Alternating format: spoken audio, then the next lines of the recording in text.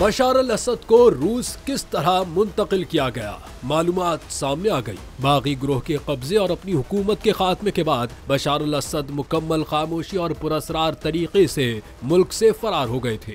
Media reports के मुताबिक रूस के नायब वजीर खारजा सरगेई रियाबको ने इंकशाफ किया कि बशार अल असद अपने अहल खाना के हमरा बागियों के दमिश्क पर कब्जे से कबल ही शाम छोड़ चुके थे, जिसका एहतमाम रूस की इंटेलिजेंस ने किया था। रूसी नायब वजीर खारजा ने मजीद कहा कि गैर मामूली सूरत हाल में इंसानी हमदर्दी के तहत और जरूरत के मुताबिक फैसले करते हुए उन्हें पनाह दी गई है। ताहम रूसी सदर के साथ बशार अल असद की मुलाकात के हवाले से उन्होंने कुछ कहने से गुरेज किया।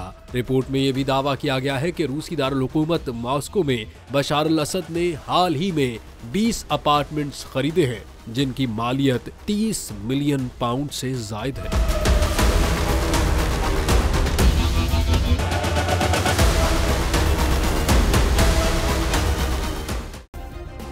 सब्सक्राइब करें और बेल दबाएं ताकि कोई खबर रह न जाए।